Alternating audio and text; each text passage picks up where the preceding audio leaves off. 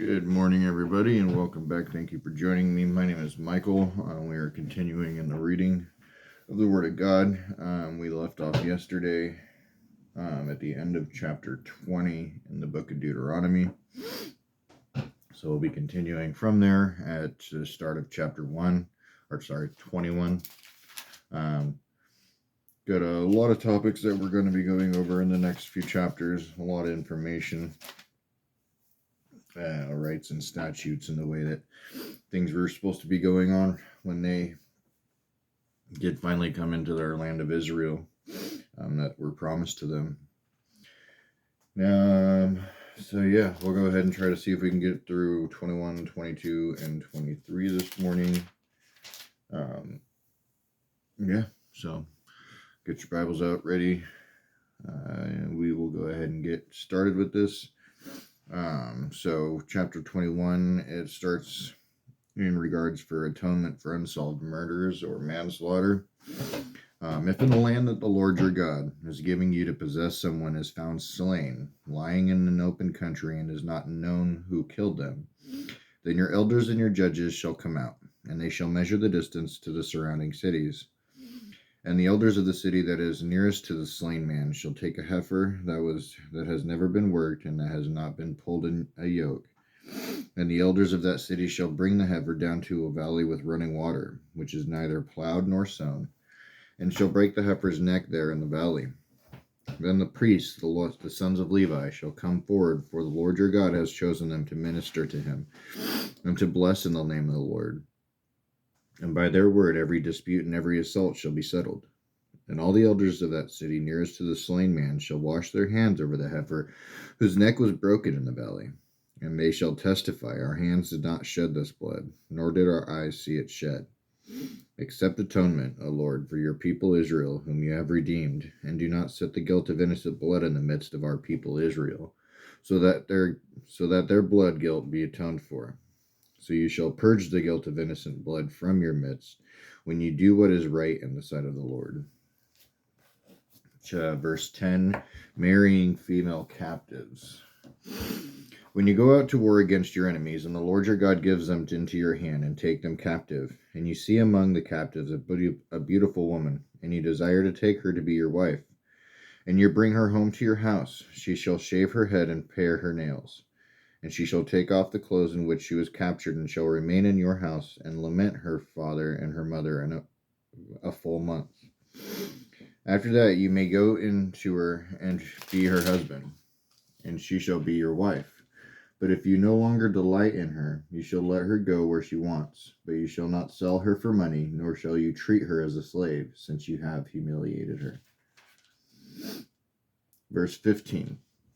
If a man has two wives, the one loved and the other unloved, and both the loved and the unloved have borne him children, and if the firstborn son belongs to the unloved, then on the day when he assigns his possessions as an inheritance to his sons, he may not treat the son of the loved as the firstborn in preference to the son of the unloved, who is the firstborn, but he shall acknowledge the firstborn, the son of the unloved, by giving him a double portion of all that he has, for he in his first fruits of his strength, the right of the firstborn is his. If a man has a stubborn and rebellious son, who will not obey the voice of his father or the voice of his mother, and though they discipline him, will not listen to them, then his father and his mother shall take hold of him and bring him out of the elders to a city in the gate of the place where he lives. And they shall say to the elders of the city, This our son is stubborn and rebellious. He will not obey our voice. He is a glutton and a drunkard. Then all the men of the city shall stone him to death with stones. So you shall purge the evil from your midst, and all Israel shall hear and fear. And if a man has committed a crime punishable by death, and he is put to death, and you hang him on a tree, his body shall not remain all night on the tree, but you shall bury him the same day, for a hanged man is cursed by God. You shall not defile your land that the Lord your God is giving you for an inheritance. And then the start of chapter 2, titled Various Laws. Thou shalt not see your brother's ox or his sheep going astray and ignore them. You shall take them back to your brother, and if he does not live near you and you do not know who he is, you shall bring it home to your house, and it shall stay with you until your brother seeks it. Then you shall restore it to him. And you shall do the same with his donkey or with his garment or with any lost thing of your brother's, which he loses and you find. You may not ignore it. You shall not see your brother's donkey or his fallen ox down by the way and ignore them. You shall help him to lift them up again. A woman shall not wear a man's garment, nor shall a man put on a woman's cloak, for whoever does these things is an abomination to the Lord your God. If you come across a bird's nest in any tree or on the ground, with young ones or eggs on the mother sitting on the young or on the eggs, you shall not take the mother with the young. You shall let the mother go, but the young you may take for yourself, that it may go well with you and that you may live long. When you build a new house, you shall make a parapet for your roof, that you may not bring the guilt of blood upon your house if anyone should fall from it. You shall not sow your vineyard with two kinds of seed, lest the whole yield be forfeited. The crop that you have sown in the yield of the vineyard you shall not plow with an ox and a donkey together. You shall not wear a cloth of wool and linen mixed together. You shall make yourself tassels on the four corners of the garment with which you cover yourself. Verse 13, laws concerning sexual immorality. If a man takes a wife and goes into her and he then hates her, and accuses her of misconduct and brings a bad name upon her, saying, I took this woman, and when I came near her, I did not find in her evidence of virginity, then the father of the young woman and her mother shall take and bring out the evidence of her virginity to the elders of the city in the gate. And the father of the young woman shall say to the elders, I gave my daughter to this man to marry, and he hates her. And behold, he has accused her of misconduct, saying, I did not find in your daughter evidence of virginity, and yet this is the evidence of my daughter's virginity. And they shall spread the cloak before the elders of the city. Then the elders of the city shall take the man and whip him, and they shall fine him 100 shekels of silver, and give them to the father of the young woman, because he has brought a bad name upon a virgin of Israel, and she shall be his wife. He may not divorce her all his days. But if the thing is true, that evidence of virginity was not found in the young woman, then they shall bring out the young woman to the door of her father's house, and the men of her city shall stone her to death with the stones, because she has done an outrageous thing in Israel by whoring in her father's house. So you shall purge the evil from your midst. If a man is found lying with the wife of another man, both of them shall die, the man who lay with the woman and the woman. So you shall purge the evil from Israel. If there is a betrothed virgin, and a man meets her in the city and lies with her, then you shall bring them both out to the gate of that city, and you shall stone them to death with stones. The young woman because she did not cry for help, though she was in the city, and the man because he violated his neighbor's wife. So you shall purge the evil from your midst. But if in the open country a man meets a young woman who is betrothed, and the man seizes her and lies with her, then only the man who lay with her shall die. But you shall do nothing to the young woman. She has committed no offense punishable by death, for this case is like that of a man attacking and murdering his neighbor, because he met her in the open country, and though the betrothed young woman cried for help, there was no one to rescue her. If a man meets a virgin who is not betrothed, and seizes her and lies with her, and they are found, then the man who lay with her shall give to the father of the young woman 50 shekels of silver, and she shall be his wife, because he has violated her. He may not divorce her all of his days. A man shall not take his father's wife, so that he does not uncover his father's nakedness. And conclusion with chapter 23. This is those excluded from the assembly. No one whose testicles are crushed or whose male organ is cut off shall enter the assembly of the Lord. No one born of a forbidden union may enter the assembly of the Lord, even to the 10th generation. None of his descendants may enter the assembly of the Lord.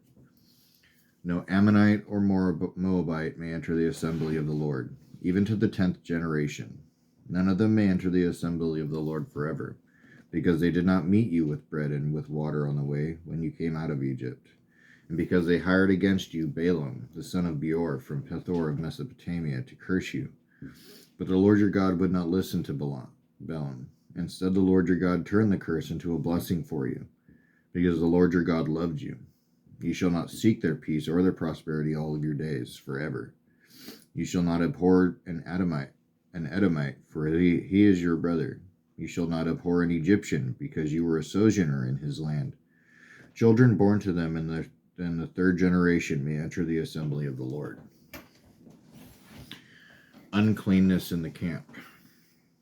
When you are encamped against your enemies, then you shall keep yourself from every evil thing. If any man among you becomes unclean because of a nocturnal omission, then he shall go outside the camp. He shall not come inside the camp. But when evening comes, he shall bathe himself in water, and as the sun sets, he may come inside the camp. You shall have a place outside the camp, and you shall go out to it. And you shall have a trowel with your tools. And when you sit down outside, you shall dig a hole with it, and turn back and cover up your excrement. Because the Lord your God walks in the midst of your camp to deliver you and to give up your enemies before you. Therefore your camp must be holy, so that he may not see anything indecent among you and turn away from you. And verse 15 is miscellaneous laws, continuing for the remaining amount of this chapter. You shall not give up to his master a slave who has escaped from his master to you.